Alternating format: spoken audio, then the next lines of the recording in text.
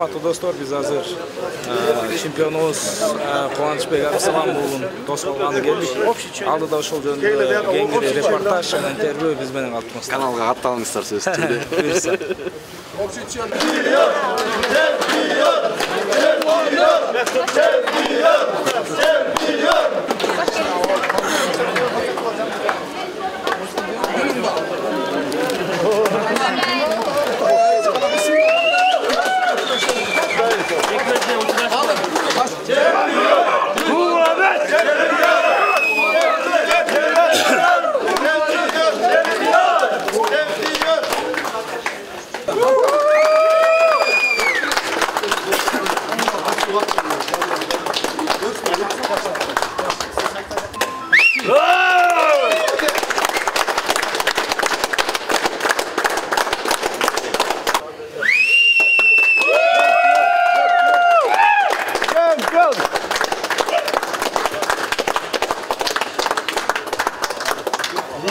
Allah Taalам Kırgız elinin barına, oşanın içinde uşu alımga, bakıtga, bizden uşu Abdusalamoğlu Kuvvançbek balabızga daima uşu özü jar bolsun.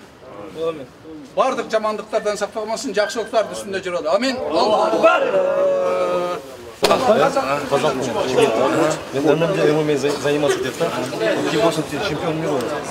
Барына чексиздик. Жаңы о абоненттер үчүн 4 жумага болгону 495 сом. Дароо азыр кошуп алда 3 айга арзандатууга ээ бол. Чексиз интернет, чалуулар, социалдык тармактар, мессенджерлер, OTV сен үчүн баары бир тарифте топтолгон. Переходи на О. Барына чексиздик бул сонун. Кубам Накей кече бразилиялык мушкер менен алмашууга чыккан мушкер менен беттеш өткөрдүң. Негизинен ал дагестандык мушкер менен беттеш өткөрүш керек эле. Сенин баягы даярдыгыңа канчалык деңгээлде таасир этти ушул кыска убакытта ата-анашын алмашып кеткен? Биринчиден салам алейкум. Мен сопернигим туура эле айтасыңар, алмашып кетти. Бир 10 күн калганда алмашып мага башка соперник бере турган болду. Алар менин биринчи сопернигим ковид эмесине ковид чыгып калыптыр. Анан мага эч кандай деле өзгөрүү деле болгон жок. Мен аякта даярданып, ар кандай соперник спарринг партнерлор менен иштеп келгенибизге байланыштуу мага эч кыйынчылык да жараткан жок. Чыктык, берди, ошол менен уруштук. Жакшы, эми беттештин өзү жөнүндө айтсак, ата-анашынын колдору узун экен. Кандайдыр деңгээлде ошол нерсе таасир этпеди, себеби Амин Айыптын колдору кыска, көбүрөөк башкачараак. Ооба, мен ошо бир аз бою узун болгон, менден бир 10 сантиметр, 15 сантиметр бир аз узун экен. Ошого бир аз даярдандым, бир 10 күн ичинде узун балдар менен бир аз отработка кылып дегендей. Бирок ошого байлан бойдо дагы бир-эки удар чүстүү жеп калдык. Колдор узун экен, биз ага даярданбадык да, бир ай бою ичинде бир аз өзгө тең эле соперник менен даярданып, колдору да бир аз бизге неудобныйраак болду бир аз. Пока 1-2 мүнөт өткөндөн чувствовать этип, уже актовага киргенден кийин, андан кийин өзүбүздүн менен тактика менен эле баштадык. Жакшы, эми негизги беттешке келели. Көпчүлүк айтып жатат, ал жерде эч кандай баягындай запрещенныйлар болбоду депчи. Сен өзүң кандай пикирдесиң? Ошол жердеги башка адамдар кандай ойду айтышты? Ал жерде ал именно затылака баштын арка кара кушка урган жокмун. Ал жерде судьялар көрүп эле турат, жанагы кайталасында деле көрсөңөр деле болот. Просто кулактын үстүнө тийген. Бул соперниктин өзүнүн эле отмазкасына чыгып эле ал жерде экинчи раундга ал уже чарчап калганын мен сездим. Экинчи раундга ал чыкпайт эле. Ошонун бир айыбын ойлоп тапты да. Жакшы, анан no contest деп беттешти жокко чыгарды. Ошол учурда аябай ыза болуп, аябай баягы эме болуп аттык сен менен кошо. Бирок баягы принц ушул Брейвтин ээзи андан кийин клубду берди да, ошол учурда кандай сезимдер болду? Мен ошол жерде баардыгы эле арабы деле, башкасы деле мени колдоп атышты. Ошо жанагы беттеш жокко чыгарганда баары кол чабап ал жерде дегенде үндөрү чыгарып атышты. Ошого карата принц деле өзү деле көрүп турду ал жерде эле. Принцтен башка деле ошо организациянын өзүнүн адамдары деле карап көрүп турушту. Эми сезим мен алам деген эле сезим менен эле баргам. Кудай буюрса Алладан тиле бардык эле только алдык, алып кайттык бизге. Уюмдун президенти не деди? Беттеш бүткөндөн кийин татыктуу чемпионсуң деп ыйгардыбы же болбосо Татыктуу чемпионсуң деп уже Instagram өзүнүн баракчасына деле, Брейвтин баракчасына деле уже жазып, уже бул чемпион болду. Кудай буйрса кийинки дагы чемпиондук курга урушканга даяр деп уже өзүнүн баракчасына жазып деле чыкты. Бүгүн чыкты ошот көрдүк. эгер ошол жерден өзүң кулктун өзүңдү көрсөтпөсөң, поездден кур калмаксың, албай калмаксың. Эгер ошол жерде октагондон калыстардын чечимине макул болуп эле чыгып кеткенде. Эми жөн эле ошондой болуп калганда биз бул кур менен келчү эмес элек да бул жагачы. Ал жерде эми биздики өзү деле көрүп турдук. Бул баягы атааңдаштын өзүнүн эле бир аз эме кылган ою болуп калды. Ошого карата биз чыккан жокпуз. Болушуна до конца өзүнүн эме туруп калдык чечим менен. Ошонун негизинде берди, ошонун негизинде берди. Өжөлүккө салып. Бул өжөр экенин бергиле деп окшойт, Бергиледи. Канча убакыт күттүң ушул чемпиондук белгурда? Буну күткөнүмө 1 жылдан бери күттүм, бирок ага чейин деле Брейвде көп бой өткөздүм, 3 бой, 4 бой өткөздүм. 1 жыл именно ушуга даярданып, качан чемпиондук кур берет экен деп, бир жолу дагы беребиз деп соперник таппай калып, бербей калышты. Ушинтип көп убакыт өттү да, бунун аркасында көп мээнет кылдык. Анан кече күнү ушундай бир чоң үмүт менен кыргыз элибизди кубантабыз дегенде жанагы Беттешти жокко чыгарганда күйүт ашып кетти окшойт, бардыгынан. Не болсо да бардыгына кайыр болуп калдың окшойт, баары бир болчу. Куру жок, чыкпайм деп. Чыкпай калды. Эми ал жерде эмоция өзү не кылганыбызды эле билбейбиз. Кийин видеодон карасак, кээ бир жерде туура эмес кылып алган, кээ бир жерде туура эле кылыппыз, мындай караганда көп СМСтер келди. Кээ биркилер туура кылыпсың дейт, бирок көп эле туура кылыпсың дейт. Ал жерде эми туура кылбаганда жөн эле чыгып кеткенде Беттеш жокко чыгып калмак да. Азыр кур дагы жок болуп калмак. Кур дагы жок болуп калмак да. Ошо айланышты биз эчтекени уккан жокпуз, өзүбүздүн менен эле туруп алдык. Ахмет Амир менен ошол жерде чыкты ба, египеттик главный чемпион. Качан Беттеш болот эми негизги багы настоящий пояс үчүн?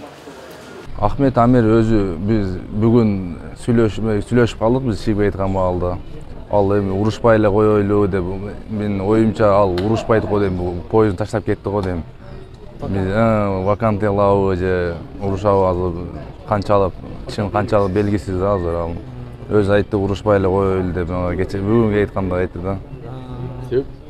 Эми мусулманбыз дейт. Буга чейин деле мусулмандар менен урушуп келген, мусулман менен эле, чам мусулман урушпай эле коелу деп. Бир аз не болгону өзү айтпай толук.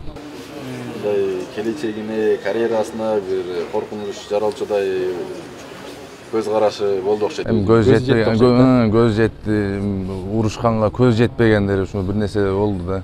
Пока билбейм, жакын арада кайра чыгып калса урушабыз, бизге разница жок, ким чыгат алдыбызда. Кудай буйрса биз дагы бизге 1 ай, 1 жарым ай убакыт берсе, биз дайындалабыз, ким кайсы соперник болбосун. Эми мындан бияка бизге соперник тандап же баягындай кылып отура турган уже кез эмес да, азыр бизге берген менен урушабыз. Любой менен. Ошо сенин салмагыңда любой чемпион. Любой менен урушабыз, Кудай буйрса, Алла насип этсе.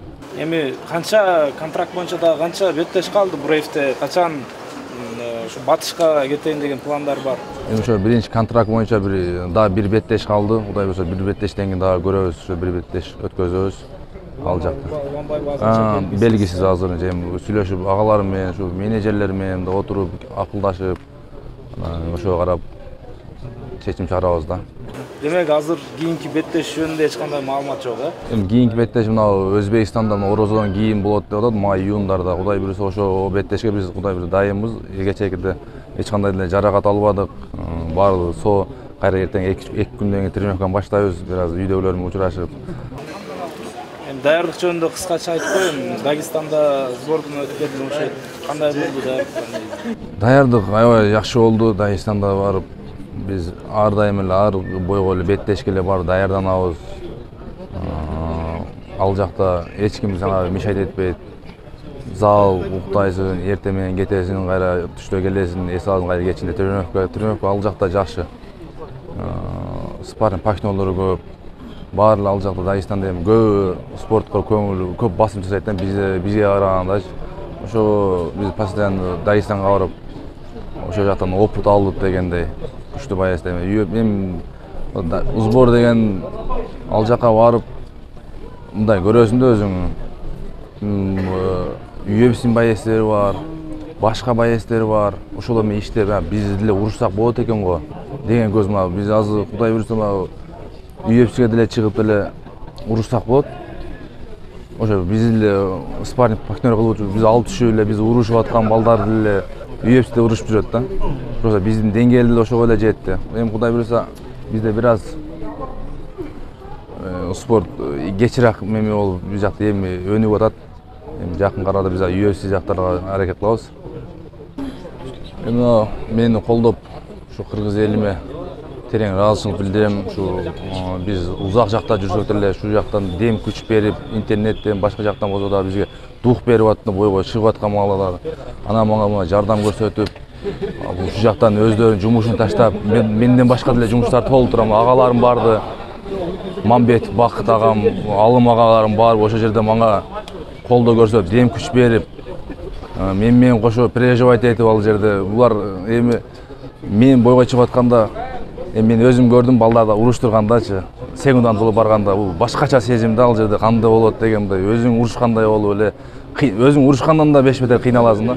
Ушу агаларыма терең ыраазычылык билдирем. Ушу үй бүлөсүнө бактылуу болсун. Ар дайым ушу бизге окшогон спортсмен чыган жигиттерди колдоп, Кудай буйрса мына баяктарды тартып. Сизге Алла разы болсун.